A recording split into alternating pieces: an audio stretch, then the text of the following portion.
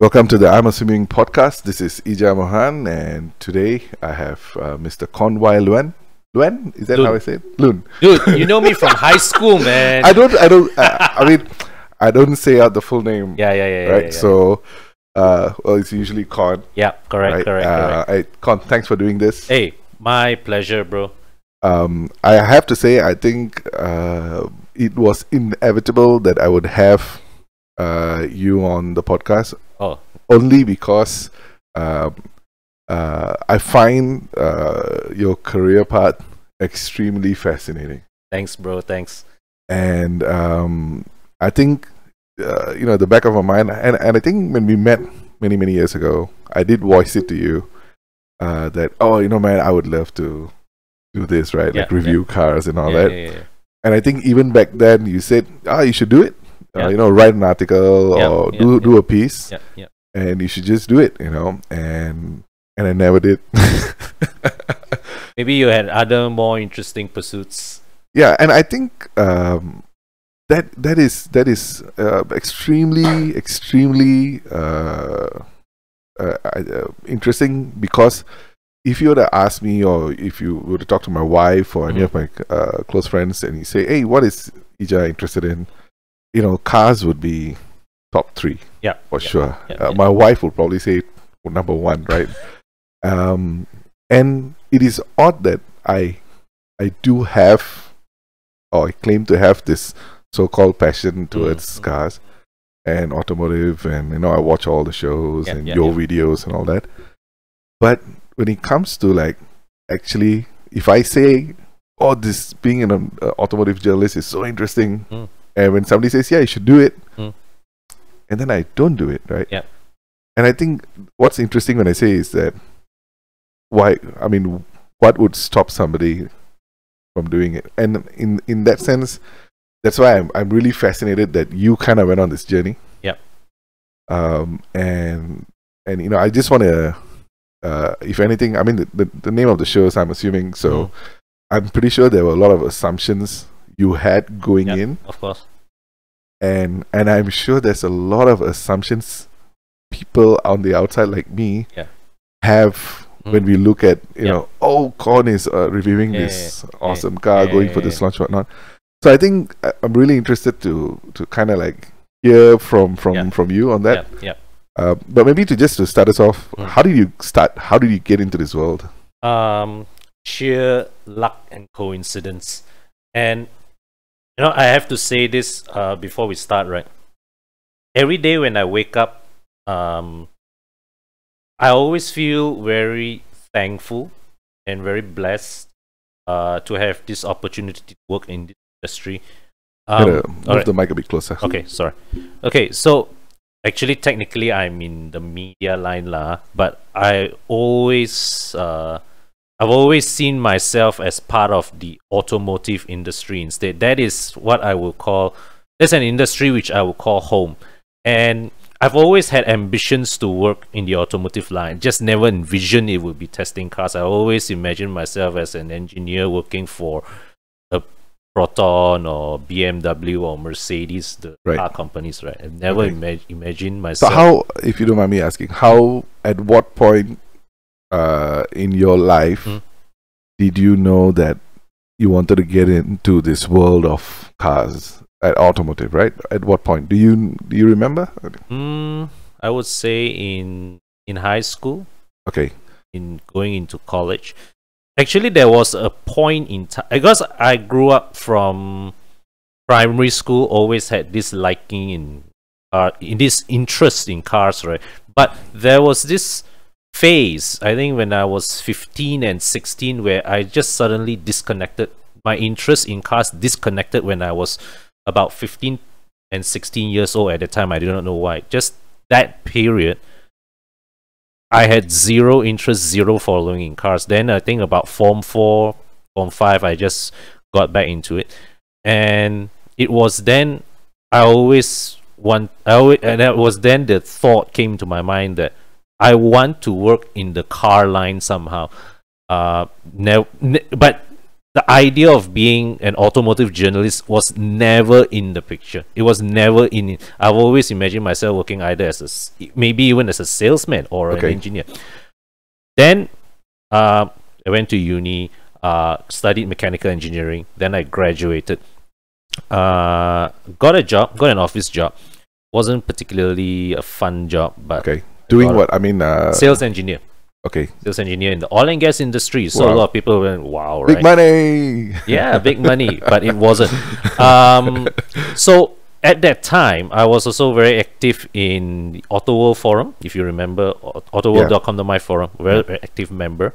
And I was such an active member that they actually appointed me as one of the forum moderators. Nice. So from there I had a sort of like a personal connection with the GM lah. All right.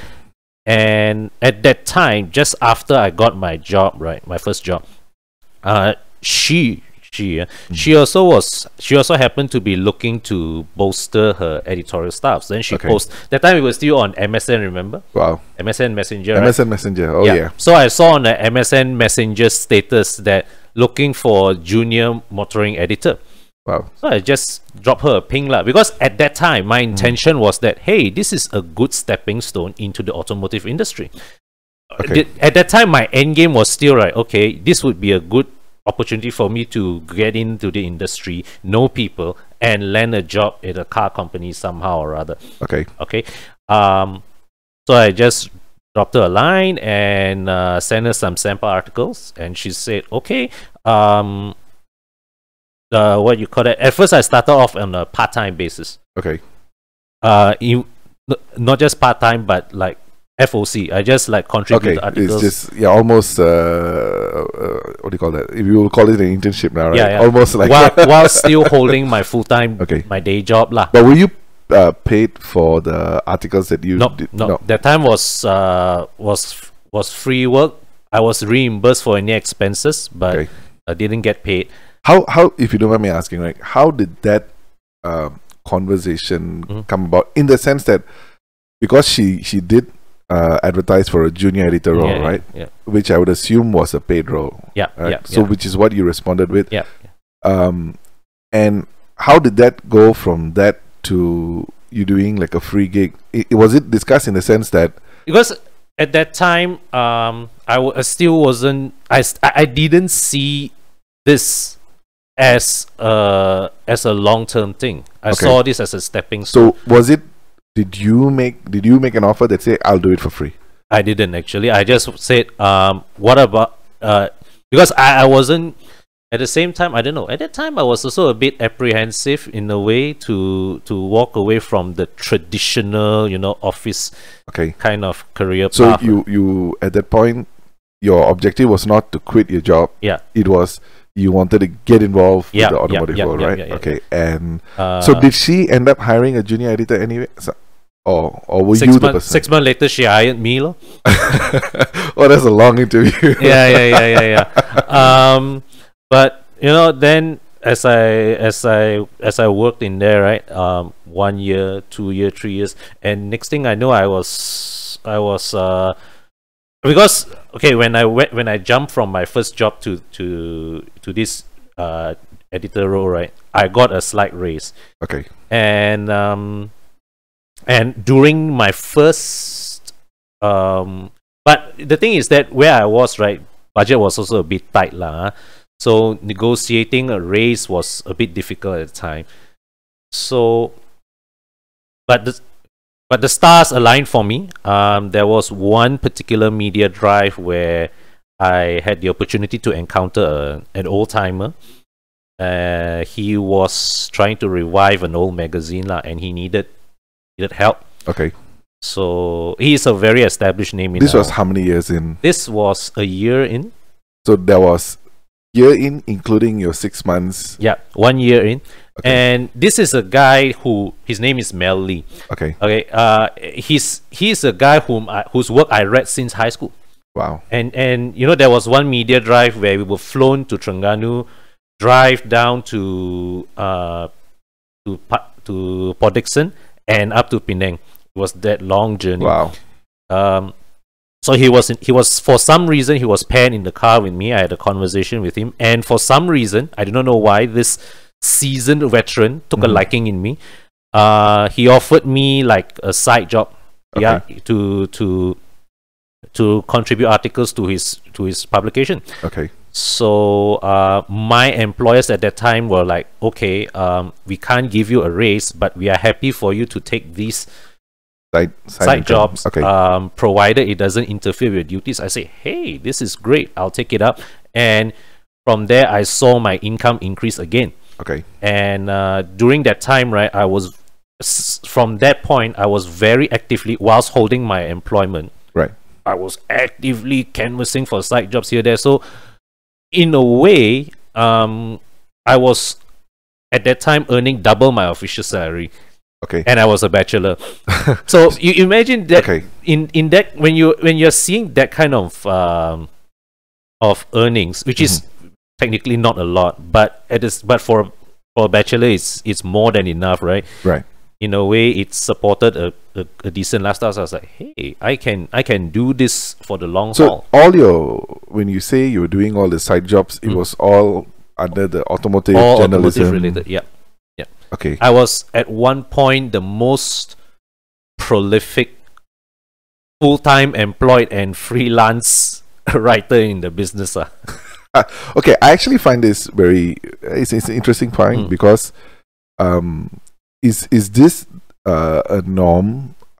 It's unique because if you were an engineer working for a company, technically they wouldn't like you doing it on the side, and I think it kind of applies to most jobs. Yeah. But I think even when it comes to journalism, if I were to see, if you take like Top Gear and you see all these guys, apart from the TV shows, they do a lot of writing, right? Yeah. But I also see, I see the articles coming out in the newspaper. I see the articles coming out, in magazines. So is that a norm in journalism or automotive journalism that even though you have a day job with Autoworld at that point, it is an accepted norm for you to guess right? And is it unique to journalism? It's well, it's not every employer is happy to let it, but it is easier to get such opportunities in this line versus other industries, like what you say in a standard office job. Let's say an auditor's job, for example, right? You can't audit for KPMG and you audit for another Appa and Amma firm by the side. You can't do that. But in the journalism world, I think if you are a writer with a certain clout, if you have a certain leverage, with your company, but of course, this is all on the condition that you fulfill. It doesn't affect all your deliverables. If you can manage your deliverables, then by all means. Okay. I think another assumption that I probably didn't even think about actually, but now that you're mentioning this, is journalism one of the professions where it is actually very, very results oriented, in the sense that we again, I'm asking a question, right? It's not stating a point, but I'm asking a question where it sounds like if you can produce X number of articles, pieces, or whatever your deliverables were, then okay, fine, you're free to pursue other things, right? Where in a bit of in a general work setting, whether you are an auditor, an engineer, a lawyer, or whatnot, there seems to be a never-ending flow of work, right? I mean, there's no such thing as deliver X and then you're done. There's always the next thing. So they basically pay you for your time in office, or I pay you for your 9 to 5 or whatever, and I expect you to work. You're supposed to dedicate those hours to me, lah. Where else, talking to you, it sounds like as in journalism, where you have actually very clear, like pieces that you need to do. Of course, there's a lot of work that goes behind. Reviewing a car, there's a lot of work behind just writing the article, right? There's a lot of work goes before that. But as long as you can produce that, you can say that some media outlets are okay if you also freelance and take on other jobs Is that I'm trying to kind of get an understanding if it is if that is unique to journalism or automotive actually journalism. Interesting you make that point, because one of the things about my job, my line of work over the years is that, or rather one of the I don't know how you call it, but it's like, I think in this line of work, right, I wake up every day not knowing what's going to happen not knowing what's going to happen today. It's a very fluid kind of work. I mean, like today, for example, the only thing that I knew was going to happen when I woke up today was that I'm going to meet you, because we had this set up, right? But we don't have a KPI that say that, okay, in one day you must produce 2 articles or 3 articles, because some pieces of work, all right, articles or video or whatever, you can turn it around in half an hour. Okay. Some take half a day, some take a full day, some take 3 days of production. So I think it's really more about ensuring on a continuous basis that whoever that hires you has a continuous stream of content coming out from you. Of course, there will along the way be paid videos, paid articles. Those memang have to come out as per the deadline stipulated in your agreement with the client. Okay, those are the non-negotiables. But I think what I can see is that, in a way, I'm quite fortunate to be in this industry. At a sort of transition point, because before I joined this industry, it was all print. It was all print, and the barrier of entry into print is very high, because you have printing costs, you have distribution costs, logistics, all these so it makes setting up an automotive title a very expensive business. And there, at that time, before I came in, the club or the clique of automotive journalists is very small, a handful of it, and these guys were treated like kings at the time. Because when they make a statement, because the industry only had those few voices coming up, all right. Then I think it was in the 2000s that a certain Mr. Paul Tan came in and changed the scene.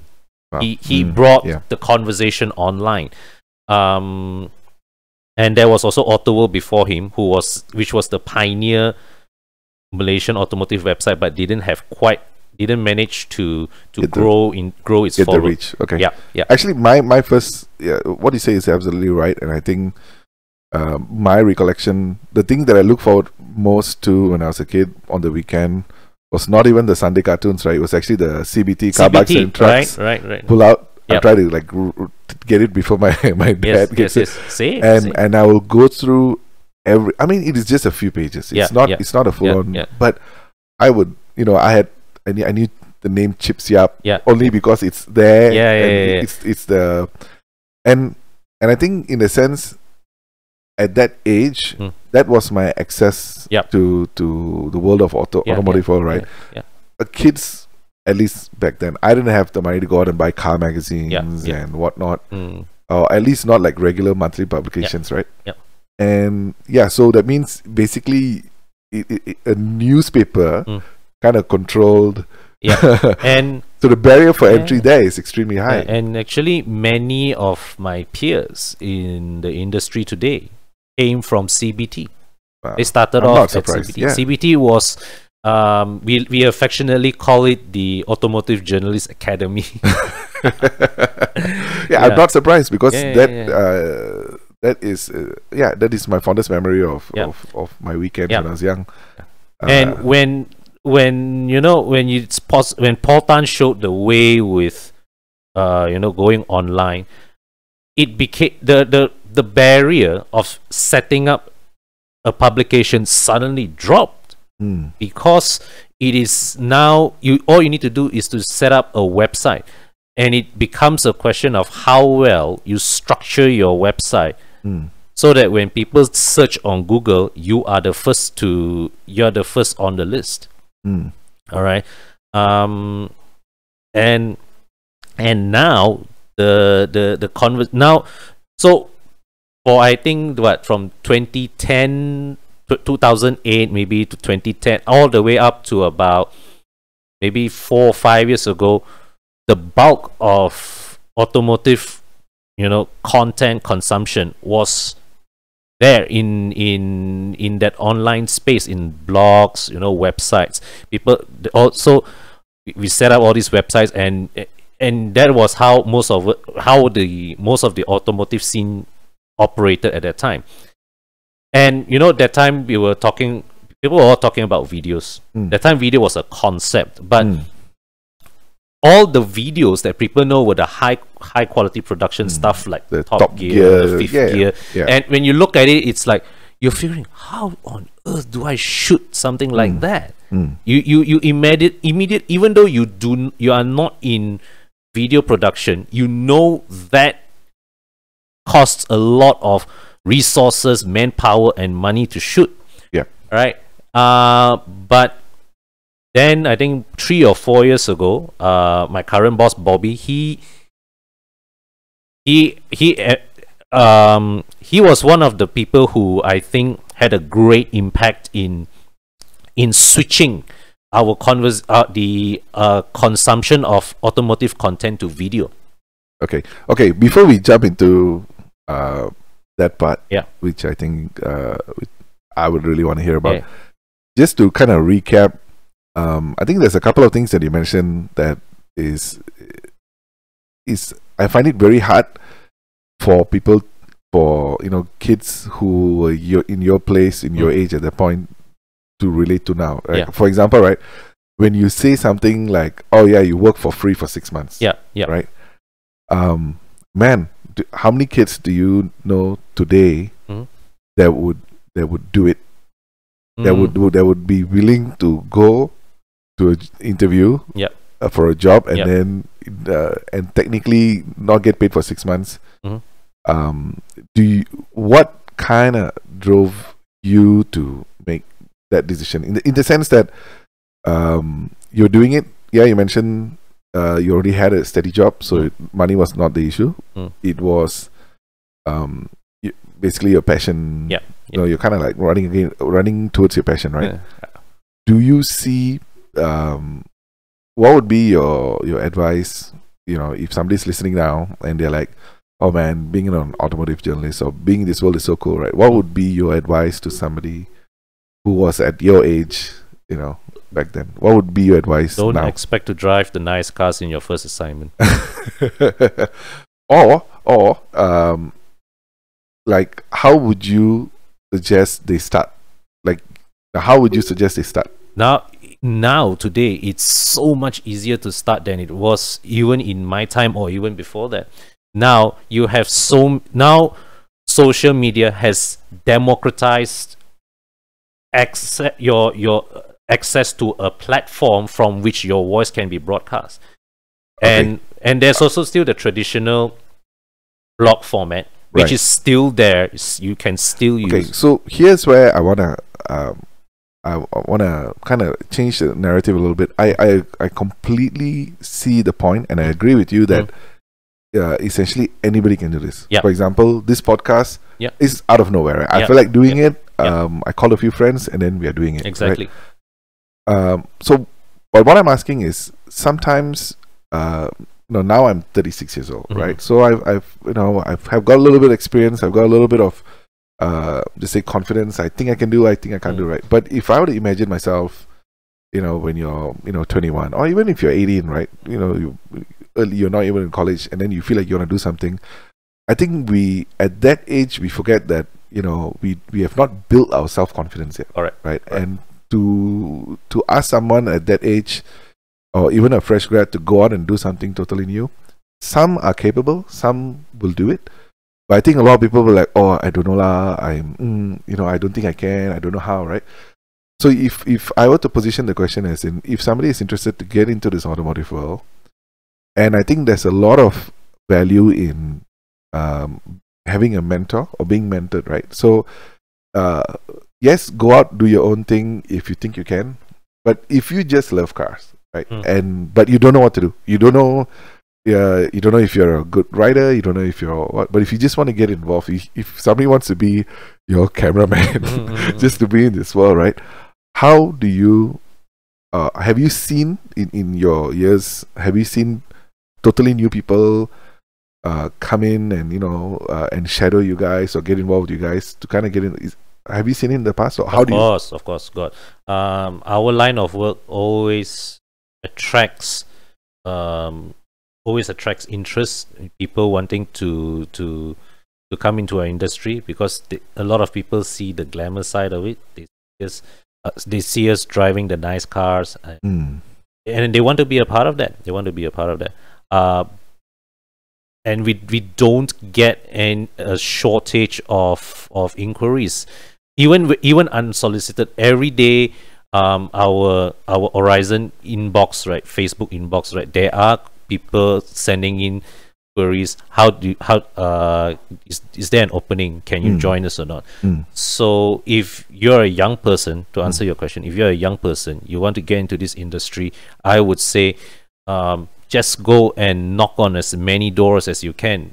All the automotive titles are now accessible on Facebook. Drop them a private message. Say that, hi, I want to I'm looking for a job. All right. Do you have an opening? And of course, approach it with a humble attitude. That's a topic. There's a topic for another conversation. I mean, because there are a lot of people who come to us, say they want to do this. Then when we ask them, we take the conversation deeper. There will be a lot of but I don't want to do this lah, can I don't want to do that lah, can I? Dude, you are just starting. This is a time you need to prove yourself first before I hand you the keys to that Mercedes or that BMW. Right? If you haven't proven yourself in a Myvi or an Asia, how am I going to hand you the keys to a car that is 5-10 times the value? Yeah, I think in a sense, I think that is where I struggle with, in the sense that even people that maybe I've interviewed and I've talked to in the last maybe 5 years, I don't get that. I don't get the feeling that, hey, I want to come and learn.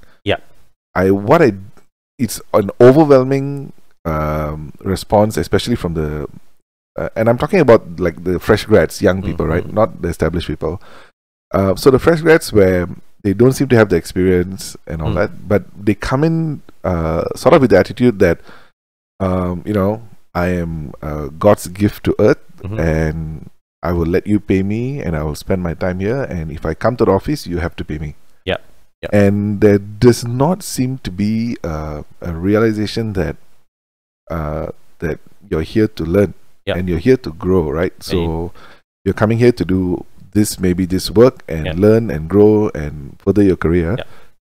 And that learning part where, hey, I need to do everything to learn, or that the curiosity is so rare. I mean, I'm not saying it's not there. I've definitely seen it in some, and actually even to this day I tell people probably the most curious person that I've ever hired was actually an intern from France, a French intern who could barely speak English, but every day he would see me and then he'll be like, hey, what can I do? How can I help you? What are you working on? Do you need help?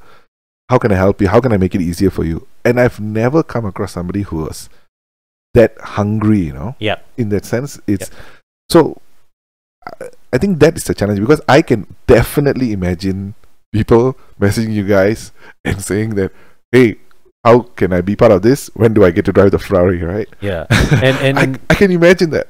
And let me tell you something. You know when was the first time I drove a Ferrari? When was that? This year. Man, after how many years in the Yes. industry? How many years were you in the industry before? I started in 09. That's 11 years. Yep. I mean, to be fair, I was offered the chance to. I have been occasionally offered the chance to drive Ferrari since 2016 or 2017, but every time for some reason, because of takdir, I had to to assign the invitation to another colleague. Okay. So it was, yeah, I think it was only this year that, or last year that I finally had. It's like, okay, fine, I managed to spare the time. I'm going to take this one. So which one did you drive? The first Ferrari was my first Ferrari was the GTC4 Lusso T. Oh, that's a nice car. But That's a nice family man car. yeah, If you can say that about a Ferrari. yeah. I mean, it will fit me, my wife, and my 2 kids. I think many people will say it will fit them. Yeah. Because you're like, oh yeah, it's got 4 seats. The interior is very luxurious. It's got all the little Actually, trinkets. Ferrari interiors are not what But you the would call Lusso is not so bad though. The Lusso is not so bad, yeah. I mean, yes, the other ones very Spartan. Yes, like, yes. But the Lusso, I feel, because I think they see it as a Grand Tourer, right? Yeah. So that maybe you can say it's a softer Ferrari. Yes. So I could, if I had the money, I could justify it to my wife. You could. Well, if you're talking about a 458, that is I'm gonna go pick up Chick's car, right? Yeah, And my wife. Yeah. Your wife probably would have something to say about that. Oh yeah, she will want to drive the car. Yeah. Okay, so that's a cool car. That was your first Ferrari. That was my first Ferrari. Yeah. Okay, and have you driven more since? The F8 Tributo. You know the Ferrari that that I want to drive more than anything, which I don't know whether I'll have the chance to, is actually the 575 Maranello. Oh, nice. I think it was an era thing, right? I think when I really fell in love with cars, right? I liked cars before, but when I really got obsessed, the sweet spot for me was and the E39 M5. Oh, that's my dream, bro. Yeah, and you really stuck it to me driving in today with your E39. Okay, not an M5, just okay, a 520i. Yeah, that's fine. Yeah, but yeah. it's the E39. Yeah. And around the same time was the 575 Maranello. Yeah. And man, those two cars today, even today, Yeah. I look at them. I look at your car. I look at those rims, and I'm like, oh man, I want. I'll be happy. Yeah.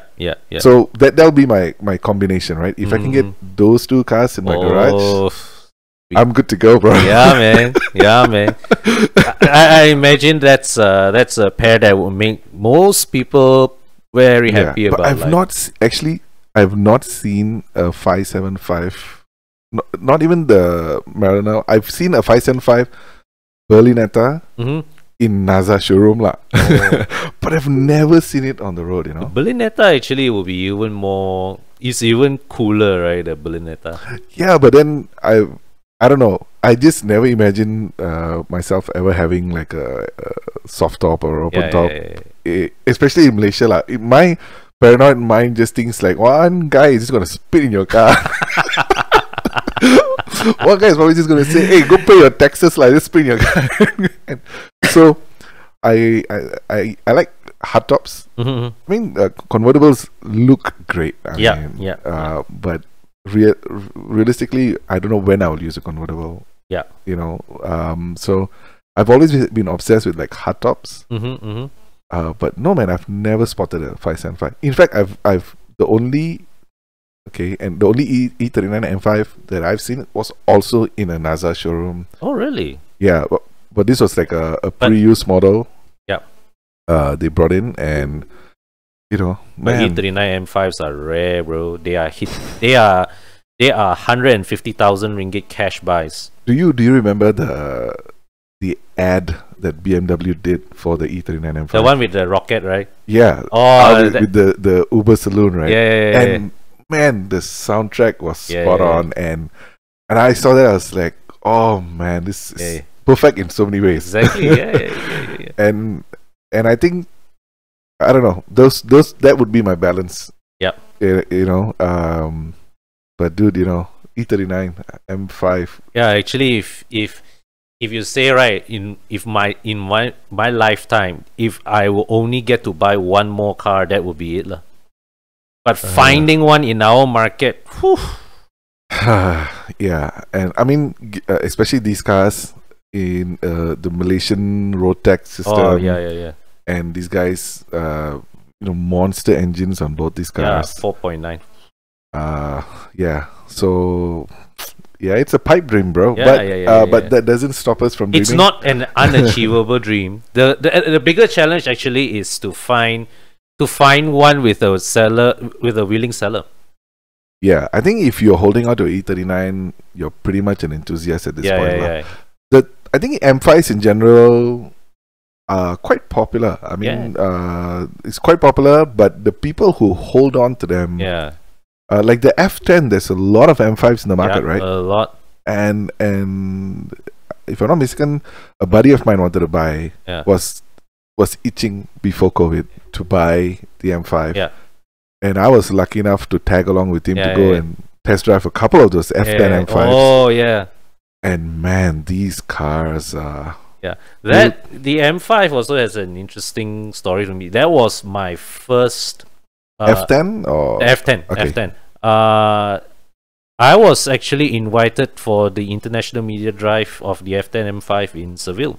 Wow. Wow. Yeah. This was back... So you were there? I was there. I think... Oh, man. 2010. So this is when I feel like, you have the best job. Oh, yeah. That was one of the more memorable trips of my career. I think I was on on one of those roads, on the straight roads in Seville. Okay. Gun it lah. Just try top speed run. I think I hit 247. Wow. Yeah. 247 kilometers. Kilometers per hour. Yeah. Wow. Yeah. You can go faster though. Oh, you can. I mean, I'm just saying. It can. But that car, which is like a tank, going at those speeds, and it was so effortless, Man, it's amazing. Yeah. If people are listening in and they're not, petrol heads, they're tuning out right now. That one, because we're going into F10s and E39s, and that one. We were staying in some resort in a god-forsaken place lah. It's like it's probably like the Rawang of Spain, or when I have friends from Rawang, they're going to be very upset. or the. But I understand. You know what I mean, right? No, it's not even Rawang, bro. It's like there was nothing there within walking distance. Okay. It was just a resort by itself. And you drive out lah. You drive out. One of the programs was that we drove the car from the hotel to the Askari racetrack. Okay. Askari racetrack. So we drove. They let us test the car on track. And my God, those BMW driving instructors, they are insane. Insane in what sense? Insane. Right? So they guide us lah. So we went out in formation, I think 2 cars, and a lead car in front of, so 3 cars altogether, right? Okay. So we all go, and it was crazy. I remember I was coming out of the corner. This is 3 cars on Askari. Yeah. So there were more cars, but not at the same time. Everybody take turn lah. Everybody take turn. So there was one lead. Yeah. So the lead car is an instructor. Okay. Guiding us. So you were driving alone in your car? I was driving alone. Okay. So it was instructor guiding us on the line. So the brief is you just follow the lead car. Okay. All right. So same car, F10 M5. Coming out of a corner, I full throttle lah. The bugger is actually still pulling ahead. And I was like, fuck, I'm full throttle already. So when they take you out on a track like that, right? Do they ask you to like disable all your... No. They will guide you, right? Okay. That's probably why he pulled away though. His traction was off. He's probably His traction and stability was probably off, and the guy is... I was like, dude, I full throttle already. Why is the gap opening? I bet you the guy switched it. I mean, he knows the car very well. You see, the thing is that along the bends, you're a master, I'm an amateur. You pull away from me. I perfectly get that, But it's mystifying to see that car on a straight line. I'm on full throttle, and the gap is widening. It's insane. It's insane. Yeah, It's I mean, I guess when I enjoy driving. Yeah, right. yeah. But by no means am I a racer. Yeah. Again, it's a pipe dream. Like how automotive journalism is a pipe dream. Yeah. In another life, I would have loved to be a racer. Yeah. But probably I need a car double the size of a current F1 car to fit inside. But but knowing how to drive goes a long way. Yep. You could have a car that's not so fast, but if you can drive, and Yes. some guys can drive. Oh, yes. Guys and girls, I must say, Yeah. can drive. And when you see these people in action, you're like, oh, And- okay, I've just not been driving. Yeah. Dude, I'll give you a funny story, right? Why I say this. I met this really interesting character. I don't know whether he wants his name to be mentioned. I'll just call him Mr. O. Okay, that's not his real name, obviously. Mhm.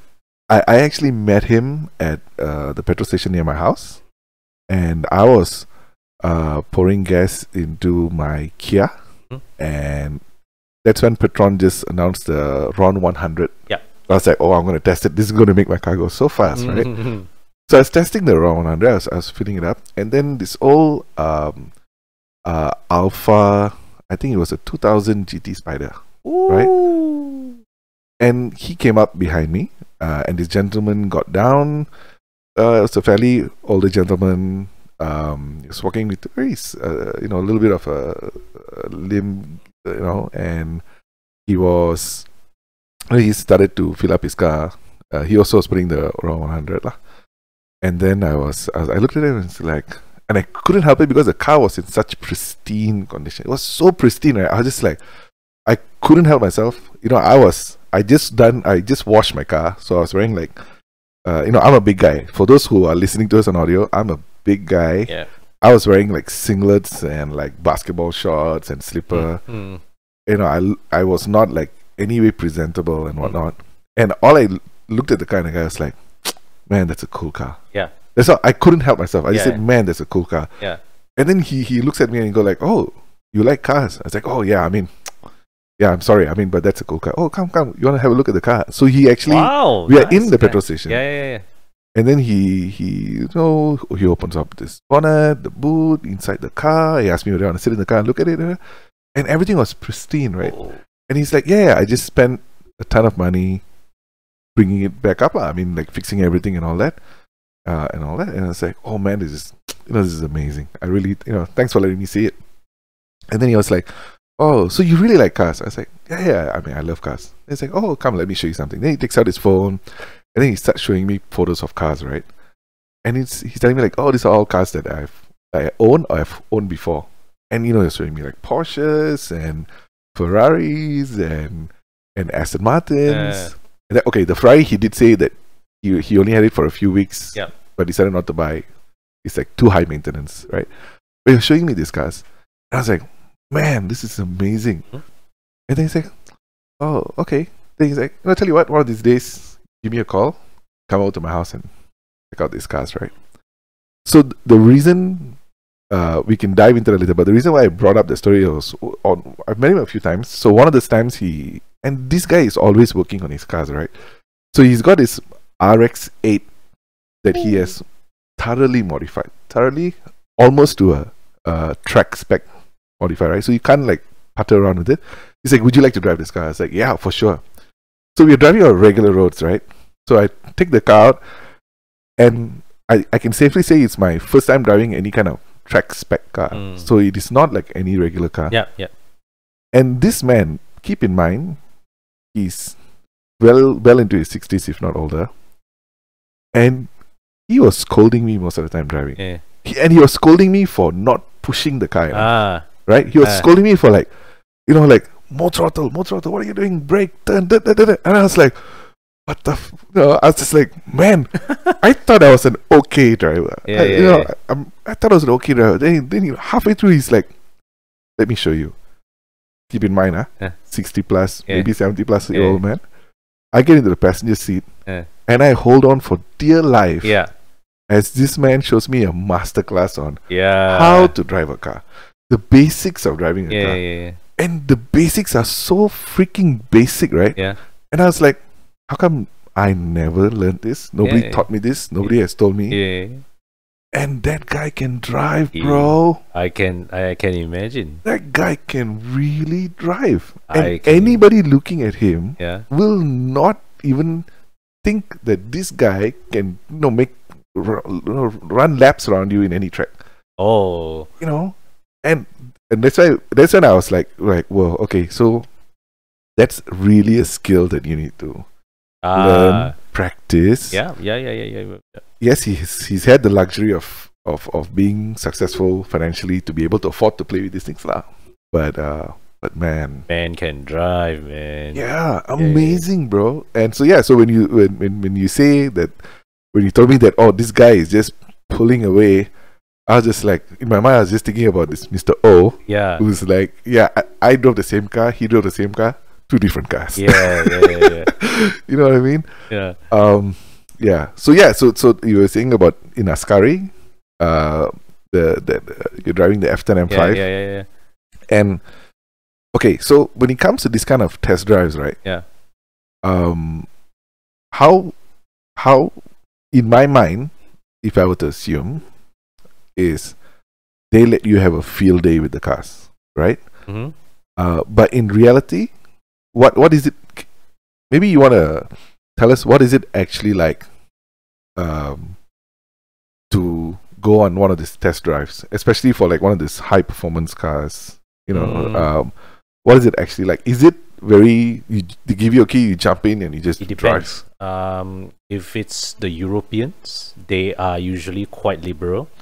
The Japanese manufacturers are a bit more conservative. When you go for a test drive with a Japanese brand, international media test drive with a Japanese brand, it's always in a closed circuit, speed limits and all that. For the performance cars, even for performance cars. okay, right. But when you go to Europe, they are a bit more liberal. They want you to experience the full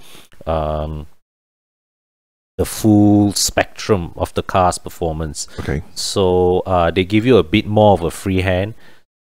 Usually the format when we go for a European test drive is you fly in. Mm-hmm. At the airport itself, the cars are lined up. Okay. There's a briefing room. You go in there. At the airport, there's a briefing the airport, cars are there for you already. You go in. You go into a briefing room. They give you a presentation. They tell you what are the spec of the car and all that. Then they hand you the keys. They tell you. Then in the GPS, mm-hmm. the hotel is already preset, and the hotel is usually about 100-200 kilometers away. Okay. So along the way, you drive, you fuel the car, you reach the hotel, you check in. Then you have your free time. Okay. Maybe to take the cars out again for your photography, your videography. Mm-hmm. Next day, drive back to the airport, fly out. Okay. So it's just one night sometimes. One night. Sometimes what they will do is the Malaysia office, they will fly us in a day earlier. Mm-hmm. We'll stay at an airport hotel or whatever. Mm-hmm. Then the next day we'll be ushered back to the airport to catch up with the main program. So why did they do that, to fly you in early? Just so that to give us more time, acclimatization for the jet lag. That was that's because flying in, that's like how many hours flight if you're going into Europe, Depending on where you transit. Is it so? If I were to ask you, are the common assumptions, right? Are the flights paid for? Of course. I mean, paid by the car brand. Car brand. Okay. So the other assumption is that that automotive journalists are like, they're lavished and they are fine dined, so you're very happy with your experience. Is that also true? In the sense that, is that a very, especially with the luxury brand? It was more true years ago than it is today, lah. Okay. Yeah. What changed? Too many journalists now, is it? That's probably one.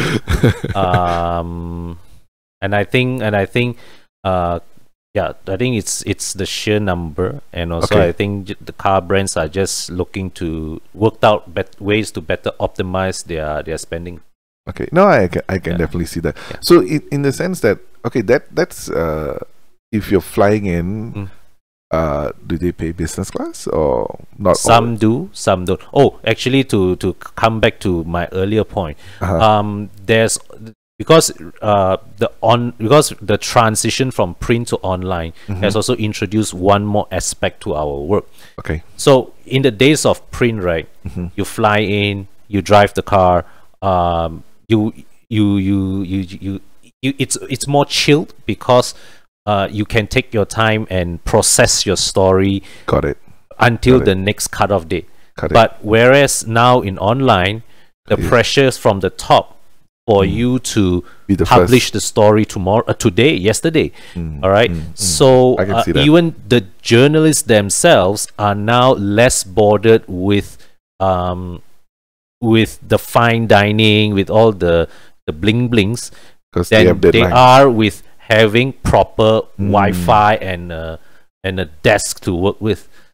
So does that mean that if just say, okay, COVID is a bit of a weird situation, but if it was before COVID, you would fly in. Do you put out an article the same day before you fly out, or you still come back before you? I wouldn't go as put out an article before I fly out, but probably I'll be working on the plane on the way back. Okay. I think now that you mention it, I do realize that, like, even like Top Gear, I mean, okay, they're very famous, so I tend to watch a lot of their content, even on YouTube and all that.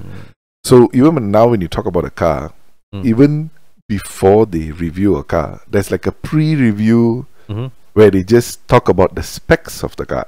Right? So in a way, I can see that, in a way, from what you're saying, is that the journalistic, I guess, hunger to be the first. So even though everybody has not reviewed the car, including them, they're still kind of talking about the car. You know, they're standing around the car and talking about it and blah blah blah. So even when I think the latest Ferrari came out, the hybrid, what was it called? The one that came out very recently. It's got a unique name. That was the Roma. Roma. Is it the Roma? No, the Roma is not the hybrid. I think it was the SF9. Is it? Okay. Now we are losing our credibility as automotive enthusiasts. No, but why I bring that up was that it was just one of the Top Gear editors walking into a Ferrari dealership and walking around a car in a showroom and just talking about it. He has not driven it. It's not a review. But the idea of getting the story out first. See, that's an assumption that I never considered before, because I just imagine, wow, you just get to drive and enjoy, and sometimes you don't get to drive the cars. No. Wow, that's amazing. But if they fly you out, they have to let you drive. Of course. So you're talking about, like, when they just issue a press release and ask you to write about a car, or if they just issue a press release, it's up to us whether we want to pick it up or not, lah. It depends. We will evaluate whether this piece of news is something that generates content of value to us or not. So at what point in time, so when you mention that sometimes you don't drive the car, what scenarios are there where you actually write about a car that you don't drive? Well, sometimes it's typically it will be brands like Rolls-Royce. Okay, because the cars that they bring in are very bespoke. It's like you may have 3 or 4 different car linens, right? But each car is spec'd for a different customer. So they will arrange for us to view the car. They'll arrange for us to experience the maybe even the interior of the car. But we don't often get to drive it, and we don't expect it, because we know that every car they ship in, it's a customer's car. So in a way, we are understanding of that. It is actually only the mass market brands, that they produce cars by mass production, right? That they register a dedicated press fleet, fleet for media to test drive. That is the ones that we give them a ring and say, hey, can we test your new 5 Series? Can we test your new S-Class, E-Class? Okay, but even in the case of this, like let's just say this ultra luxurious brands like your Bentleys and Rolls Royce and so on. But even those guys would sometimes invite you over, maybe not in Malaysia because the cars here are not meant for press, but you know, like you said, like sometimes it'll be Seville in Spain or Europe, and then they will organize a test drive. But sometimes they do. Rolls Royce no, but Bentley, Aston Martin, they do have customer test cars, and if they have a free slot, they will ask us if you want to have a go in it. But it will be a one-day thing lah. Okay. It'll be just like, you know, that day the car is free. You guys can take it out for a drive. I mean, these are the dream cars, but I can also imagine that, you know, how many people can actually afford to buy these cars. Yeah. And if you can afford to buy these cars, are you still looking for reviews? You probably aren't. But sometimes we drive these cars, we experience these cars, is so that for people who can't afford it, they can sort of experience and know what it's like. So it builds the curiosity for them, and it adds to, I suppose, the hype for these ultra luxury brands. But don't discount, sometimes even the potential buyers of these ultra luxury cars, they want a second opinion before they commit to a purchase too. Yeah, I won't be surprised as well. I mean, even if it is just status, you don't want to drive a car that's been, you know, marked as not as a, oh, this is not the best in class, right? Yeah.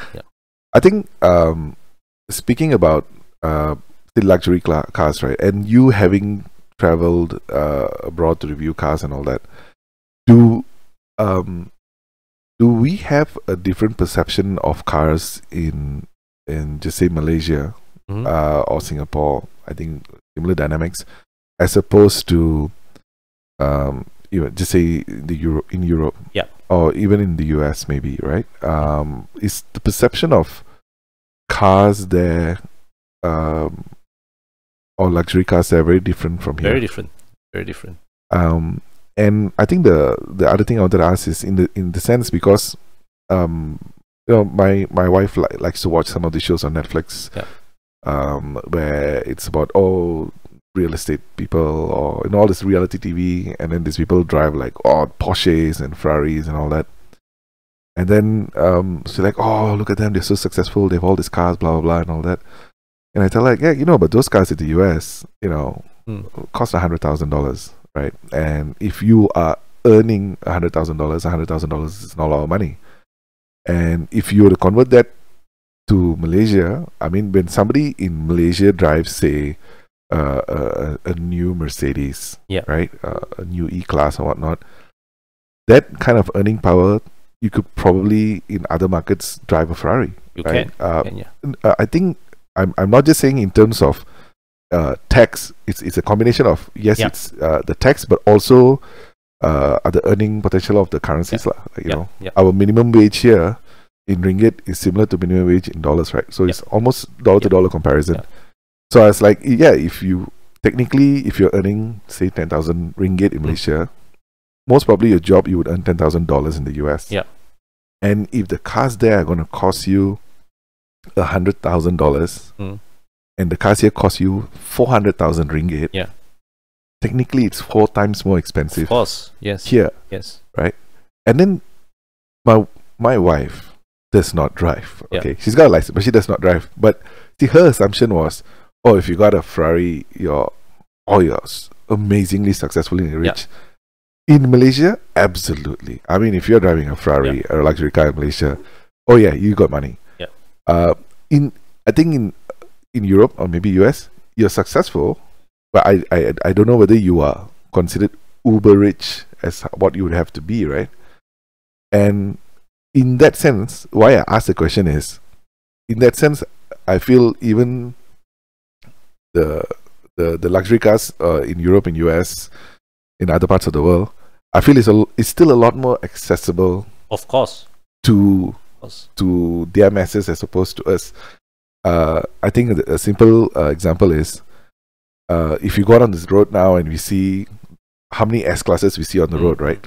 And there's actually quite a lot of S classes, right? Yeah. Technically, if our system, our tech system was different, all those would actually be Rolls Royces or Bentleys, right? Because that's actually the buying power that we have here. But the way our system is set up, right? So in reality, we could also be buying those cars if the tech system was structured in such way. And I think that's why I think that's I don't know if I have a point to make, but I think it's very odd that it is looked at very differently, right? Where if you see somebody driving a Ferrari here, it's like, oh, this guy got way too much money. Yeah. Or else, and I think somebody who has a Ferrari in Malaysia, I would dare make a guess that they probably own 5 to 10 cars. Yeah. And a Ferrari is one of them. Yeah. Whereas in Europe and US, you could have 2 cars and one of them is a Ferrari. Yeah. And I think, what you say is right in terms of relative of the price of the car versus the buying power. It is there is that disparity. So here, if you turn up in a brand new Honda Civic, people already see you. Hey, you are on your way up. Right. You're on your way up. Right. If you turn up in a Volkswagen Golf, that's an enthusiast car. But in Germany, Volkswagen Golf is what people buy for their grandmothers. All right, not dissing it's a bad car. It's not, but it is. A Volkswagen Golf in Germany is as accessible to the masses as a Myvi in Malaysia. Okay, yeah, I can see that. Right? And you go to Europe, or even when I was in Australia, you can see the way people treat their cars reflect that. That time, there was a time when I was studying in Australia, right? I was observing this student reverse parking his car. It's an old Japanese car, but the car had no reverse sensors. Okay. So all it did was just reverse until the bumper hit the barrier. Come down. Okay, pop, go. That's it.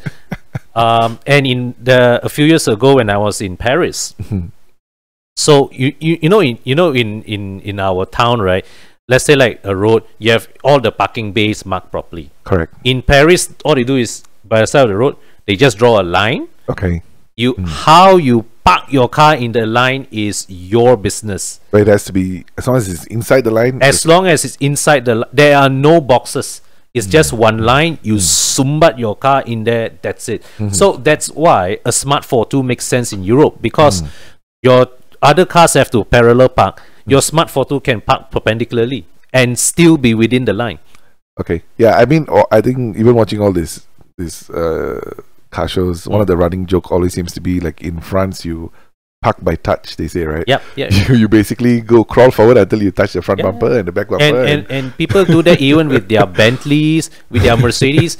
They will just boom, boom, okay, boom. Okay, done. It's, in a way, it's sort of a bit like how we treat our phones. I mean, how I treat my phones. I'm a bit rough with my phones. So it's like, yes, I do spend my money to buy a decent phone, because now I need a good phone to record my videos, right? But if, say, my daughter takes my phone and drops it, I don't sakit hati one. Okay, it's a utility. You need to use it. It's not a luxury item. Yeah. Whereas if, let's say, like if you were to scratch your car at the parking lot, you'll be looking at that scratch for a long time. Like, okay, it's interesting that you say that, right? So I'll give you another example. Have you been to India? Yes. Have you test drove anything in India? Yes, actually. But this was interestingly enough with my previous job before I joined this line. So I was being shuttled. I was flown into Mumbai airport. Okay. Then we went to Pune, where the company's office is.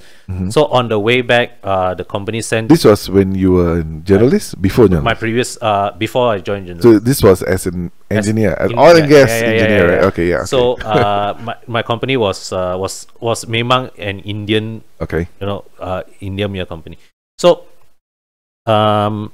they were shuttling me to the airport, and I was sitting in the Tata Indica.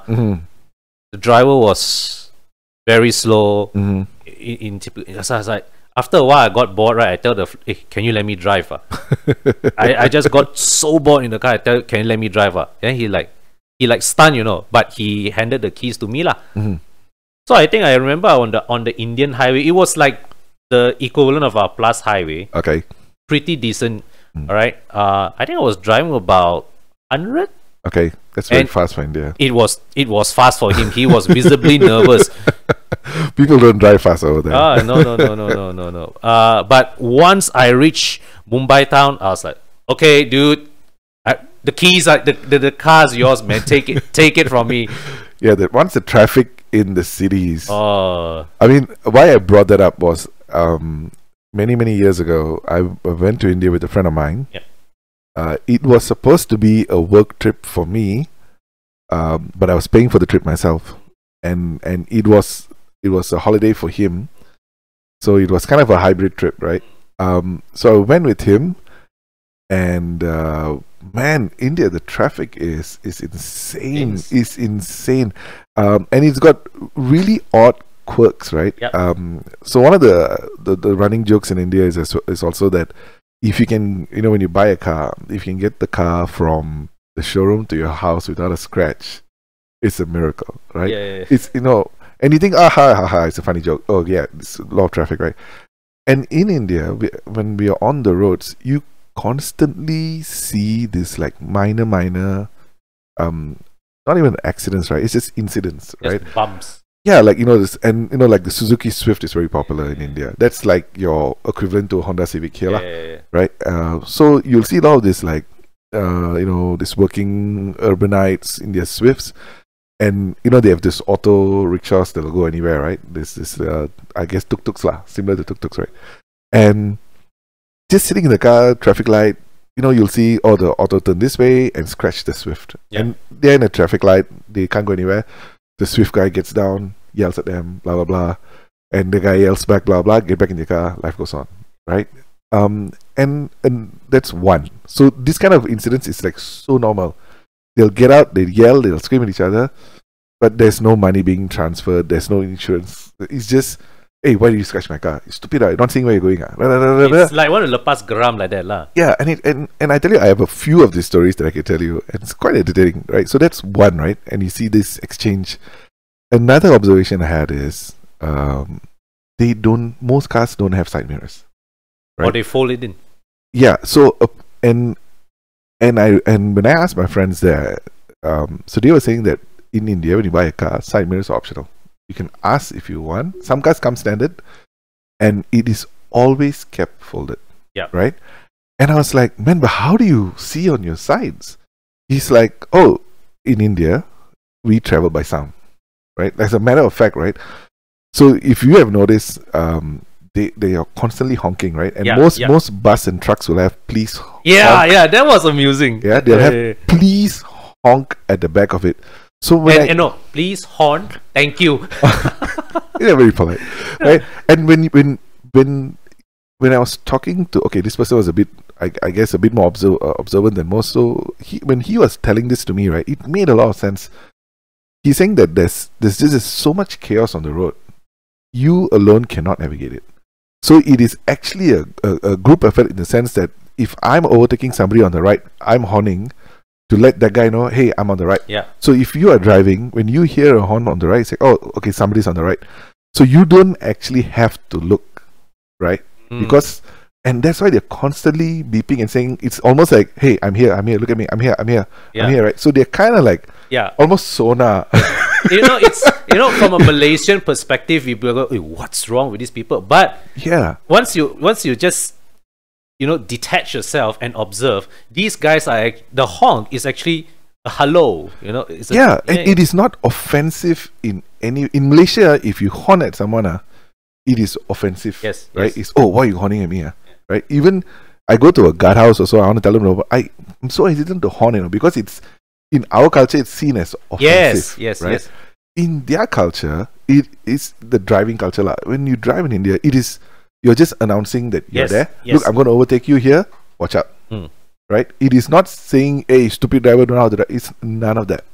Yeah. Right? Yeah. And also the main reason they fold their side mirrors in is because if your side mirror is out, it's going to get knocked out. Yeah, exactly. Yes. Yes. Because they're always nipping in and nipping out, right? It's going to get knocked out. Yeah.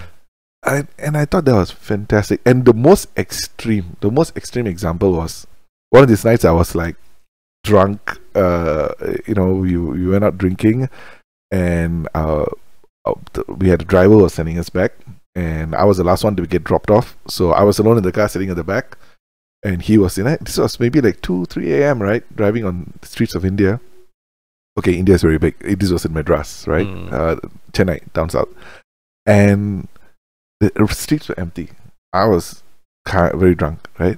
And this driver he'll drive, horn, beep, beep, beep. Then every time he beeps, I keep looking at the road in front. I see the road's empty. And after like 10 minutes of this, I was like, Bhaiya, please, why are you still horning? There's no cars, right? And his reply is, oh, you never know when somebody might run across the road. So it is not so much, he is not, the mindset is different, right? It is not like I'm scolding somebody, hey, don't run across the road. He's announcing himself, yeah, hey, I'm here on the road, don't run across it. Right? Yeah, I'm driving on the road. Yeah. So I would say it's almost a mindset, right? Yeah. Because we use the horn here to lepas geram. It's to kind of like to tell people off. Yeah, it's to correct. It's like, hey, why did that? Right? Yeah. Whereas they use the horn to just let people know that we are here. And I'll tell you one more story about India, which I thought was so fascinating about the roads there, right, is that we were in we went up to Bangalore. There was 3 of us. And another guy was about my size, and another friend of mine was probably half my size, right? The reason why I say the 3 sizes is when we got in Bangalore, when we got there, we supposed to take a taxi to the hotel. Yep. And the other big guy was actually a local. Yep. So, and he was like, "Oh, no way, we are paying for a taxi. We are going to take an auto, right?" And I was like, "Dude, have you seen my size? Have you seen your size?" And then we have another friend with us, and he's like, "And we have big bags. We were carrying luggage, right? How the hell are we going to fit in an auto? Don't worry about it, right? We are taking auto. There's no way I'm paying for a taxi." I was like, "Why not? Fine, you're the expert, you're the local, right?" And he got us an auto. We got onto the auto, and I was like not convinced. We were like, if you have seen an auto, the wheels are like, like it's probably smaller than that fan. Yeah, and so we were on the auto, and we were moving not very fast. And sure enough, we were approaching a big roundabout. The auto tire blew, right? The tire blew on my side. No coincidence there, right? So we had to get down. Okay, so there was chaos. The roundabout was full, so we got down. We were getting down from the auto. As we were getting down, I was looking at the roundabout. An auto was turning, a car or a van was coming, and then they got into each other's way. They knocked each other. The auto is a 3-wheeler, right? So it just collapsed. It went on the side. It fell on the side. There was a passenger in there. Was a guy. So we were witnessing on the side of the road. It was a huge roundabout. Not like our roundabouts here. It's a huge roundabout. Maybe there's like 4-5 lanes, right? My auto guy saw the accident. He immediately just ran across traffic when there. That auto guy got up. The car guy got down from the car. The passenger was still in the auto, stood up in the auto all sideways, right? All 4 of these guys picked up the auto, put it the right side up. They exchanged words. You stupid lie, stupid whatever, right? They all got back in the auto. My guy, after lifting the auto, came back here. The driver got into the car. The auto and the passenger continued on the journey. The car continued on the journey. The guy came back here. And then we got another auto. We continued the journey. There was no chaos. If that had happened in Malaysia, or even in Singapore, not just a collision, the balik with passenger inside, the passenger will be like in trauma. Over there, chaos is such a norm. It was beautiful to see. In the sense that it's like I couldn't compute it, right? There's that order somehow in that chaos. That car vehicle went to the side. Yeah. And they just, everybody picked themselves up. I got places to be, people to see, and they went on. Yes, they exchanged words lah. Nobody threw a punch. Nobody was yelling, banging, nothing. It's like, in India, I think a very popular saying over there is, have you informed your house? It's like saying, hey, you told somebody you're going to die today. It's like a weird joke-ish kind of, it's a diss. Yeah. So those kind of words were thrown across, like, you told your family area that you're doing, you're going to kill yourself today by doing these stupid things, right? But that's it. And man, I mean, that's, we see as such a chaotic driving. Oh my God, I can't believe people can drive in that environment. But when something like that happens, if it happens in KL, stand still. Man. That time when I was in India, I think I was there for 5 or 7 days. I was so amazed I did not witness one accident, or even the aftermath of an accident. Or the accident happened and you just couldn't see it maybe, because it was so fast. Maybe. How in sometimes our roads, right? We occasionally curse at the motorcycle coming the opposite direction. When I was there, I saw a whole lorry coming. Those construction lorries coming. And nobody made a fuss about it. Everybody just, okay.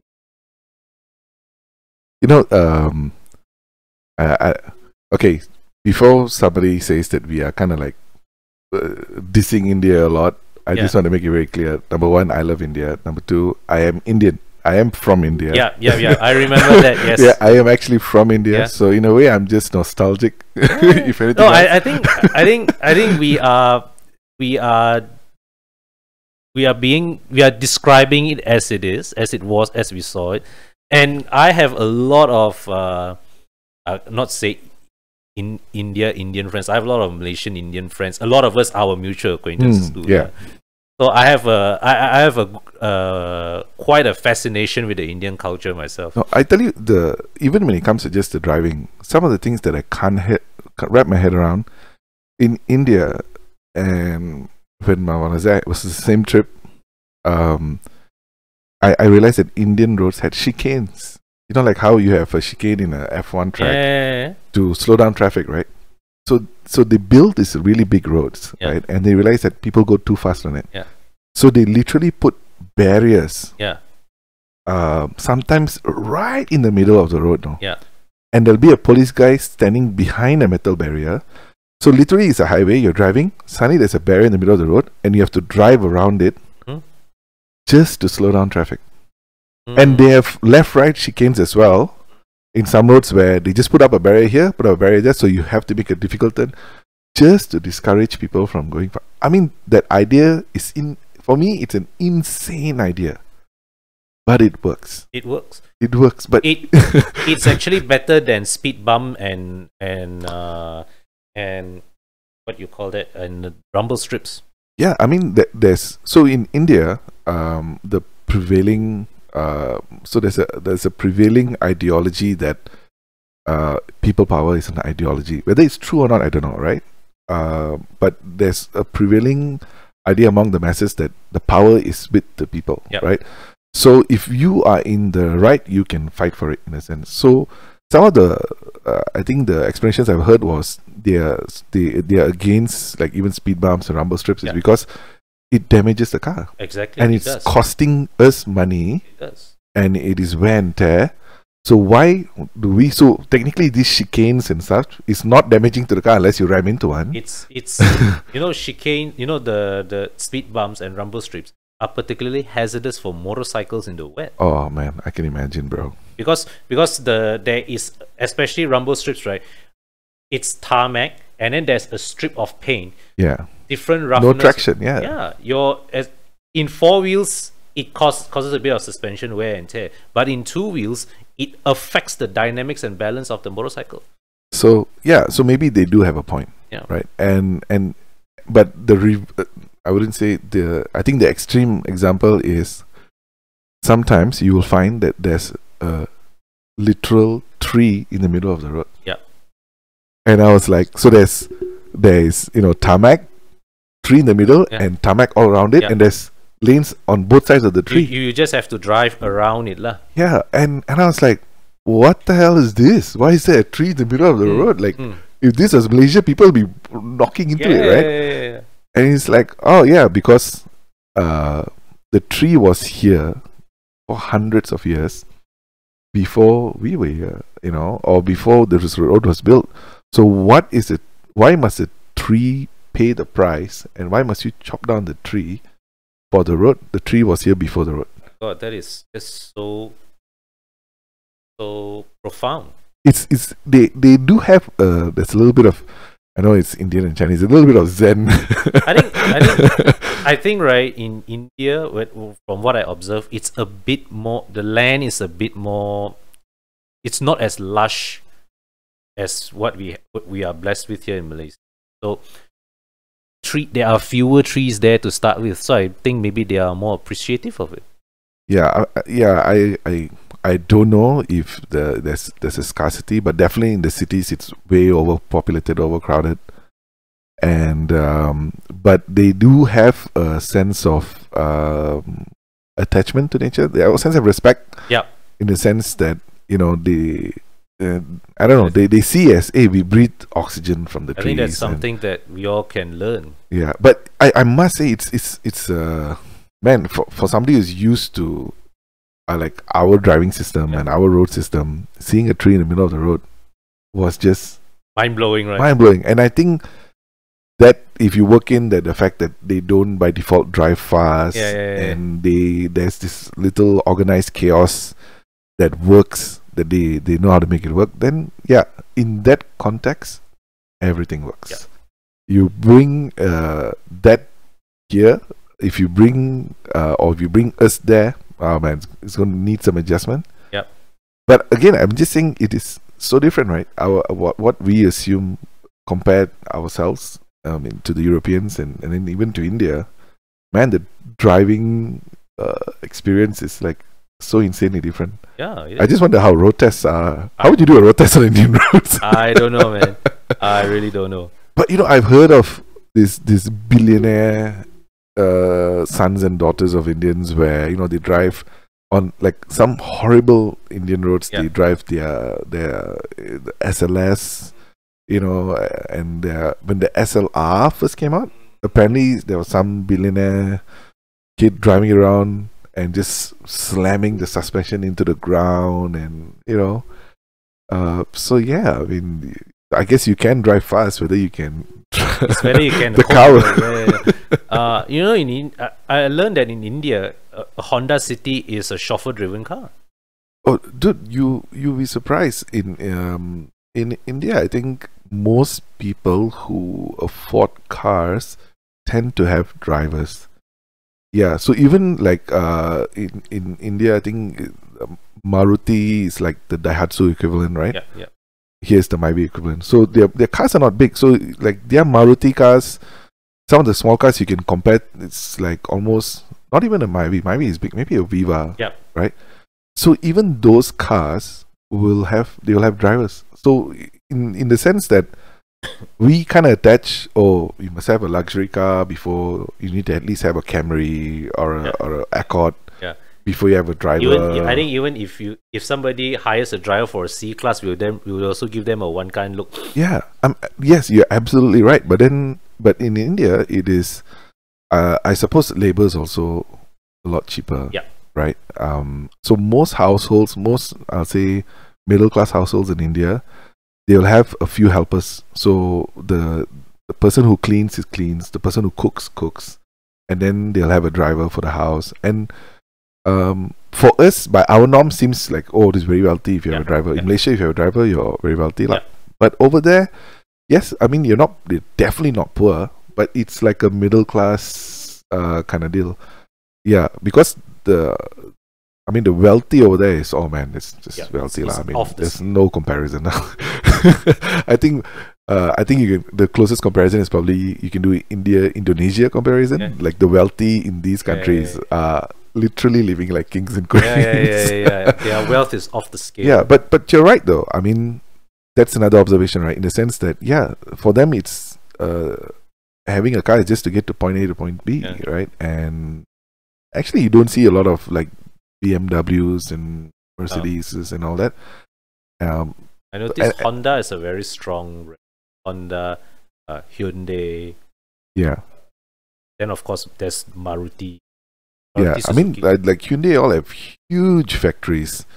Hyundai has actually factories quite a in huge Madras. presence in the whole South Asian region. Yeah. Here, Bhutan, Nepal.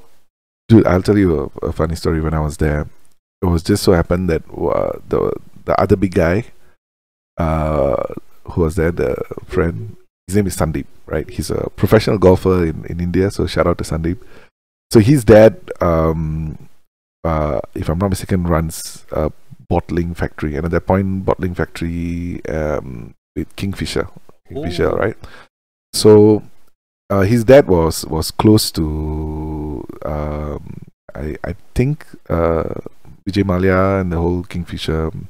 So and there was a resonance with motorsports, right? So when we were there, it just so happened that weekend there was, I think, like one of their Formula 3000, 1000 local races in I think it's the Madras circuit, which is right opposite the Hyundai huge factory, right? So the whole road getting there, you'll just see trailers parked. You'll see for kilometers on just trailers parked along the side of the road, on both sides of the road, with cars on them, because it's a huge facility. Hyundai is a huge facility, and we were there at the racetrack, and we were on the track. The father was on flagging off the race, and they did the formation lap. They were about to start the race, right? Me and my friends, we were up in the tower, and suddenly the dad calls my friend, and he's like, "Hey, do you want a photo with the cars?" Right? And we were like, "Yeah." Oh, after the race, no. You want to have a photo now? Come now. So the cars are running hot, right? After their formation lap, they are in great position. They waited for these three idiots, as me included, to come down a tower, jump onto the track, sit next to these cars, and take photos. I'm pretty sure the drivers were cursing their hearts out at us. But for me, it was like a once in a lifetime opportunity. And it's like, it's the chaos of India, like, if you know the right people. We were on the track before the race, taking photos with the car before they start the race. And after the race, we had to go in the safety cars. So, I mean, man, India has got a lot. It's a very fascinating country. Oh, very yeah. fascinating.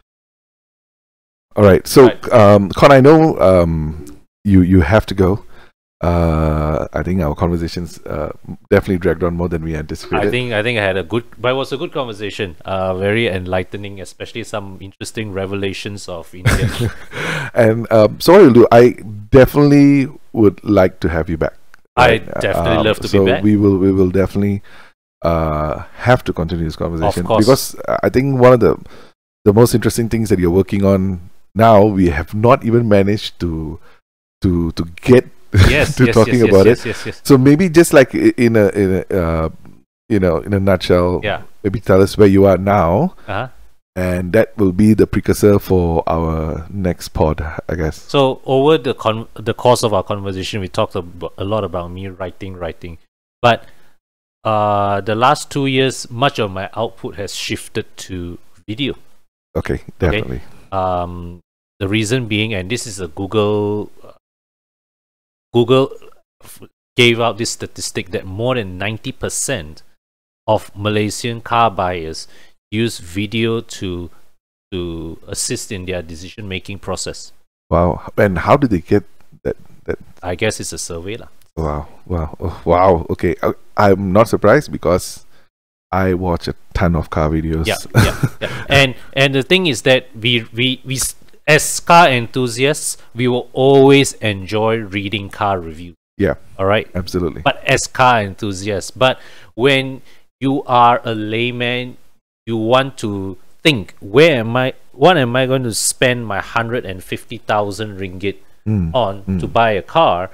You either go to your car guy friend, right, or you probably want something that shows rather than talks, right. So video is something that allows you to, in a way, experience the car by proxy before you turn up at the showroom. The showroom is still plays an important role, but we found that it is through our video reviews that we help shape a lot of purchasing decisions. So by the time the customer watches all the videos of all the cars that he's interested in, by the time he walks to the dealership, he is probably 90% made up his mind on what to buy and hunting for the best deal. Okay, so the team you're with now, Aurizn. Yeah. And what, I mean, definitely the last 6 months with COVID and all has kind of changed a lot of Yes. things. Yeah. And how has it affected you guys in terms of doing your reviews and the videos and so on? We did a lot of videos from home. We did a lot of question and answer section. So what we did was, for a time, we looked through our comment section, picked questions from the comment section, and we answered them on video. Nice. And in terms of moving forward, I remember seeing, I believe there was like a recent meetup, or they went for a drive, right? Bobby and the family and all. Yeah, I mean, after a lot of restrictions were lifted, we went for a few drives Nice. all around town. And the thing about drive outings is this: it's natural physical distancing. You are all contained within your cars, right? And we always gather at open spaces, so in a way it's easy to observe all the physical distancing guidelines and Okay, all. so if somebody wanted to, I mean, I suppose it's only fair. My guess is most people would already know Aurizn and Bobby and you and all that. But just say there happens to be someone who stumbled on this podcast by mistake. Where would they find you guys? Where can they watch your videos? You can connect with us on Facebook, Aurizn Malaysia, or on YouTube. Just search Evo Malaysia. You will find our videos. A unique concept that we do in Aurizn is that every presenter owns his or her own YouTube channel. Okay. So there is no Aurizn YouTube channel. There's no Evo Malaysia YouTube channel. It's Bobby Ang, it's Beng Lim, it's Kon, it's Nas Abdullah, it's Fadil. Each of us, we own our YouTube channel, but our video carries the company branding. Oh, that's very interesting. Yeah. Actually, I just wanted to ask you, what's the difference between Aurizn and Evo Malaysia? Aurizn is pronounced without the H. Okay, Aurizn. Yeah, Aurizn. That is what we call our publishing house. Okay. Evo Malaysia is just one of the title. Okay. Evo Malaysia was the pioneer title. It is our flagship title. But as we ran Evo Malaysia, as we interacted with our audience, we found that people who buy cars also buy houses, also furnish their houses, also buy lifestyle, various lifestyle things. So under Aurizn, we also have other titles like Estate Malaysia, talk about property. ID Malaysia, we talk about interior furnishing. Karat Malaysia, we talk about it started off as a jewelry focused title, but we also cover apparel, watches, and all that. So, Kon, this is amazing because I follow you guys. I follow Bobby, I follow you, and I had no idea about all this ancillary side of the because these ancillaries are still we are building them up. Wow. But we found that there is a way we use cars as a unifying pool to get people together. And once we can get all these people together, we can use this platform to shout out other we can bring in collaborations from other no, it makes sense. I mean, if you love cars and if you're fortunate enough to afford a nice car, the chances are you would want a nice house. You would want nice things in your house. But it is cars that get people out together. You don't have house clubs. I think there are, but it's like weirdly. I think there are groups that go out. I don't know whether they still do. I knew there were people who go out like house hunting together and do investment, blah blah blah. But definitely, you're not going to have fun doing that, right? It's not an enthusiast. another example. You can be very passionate about your phones.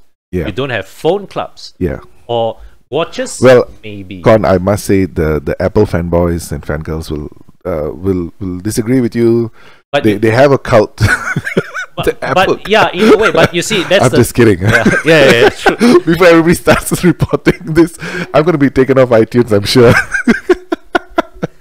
But you see, that is just, then you'll be just focused on Apple. Yeah. You can't diverse into. Understood. Yeah. Yeah. No, I was just joking. And you're right.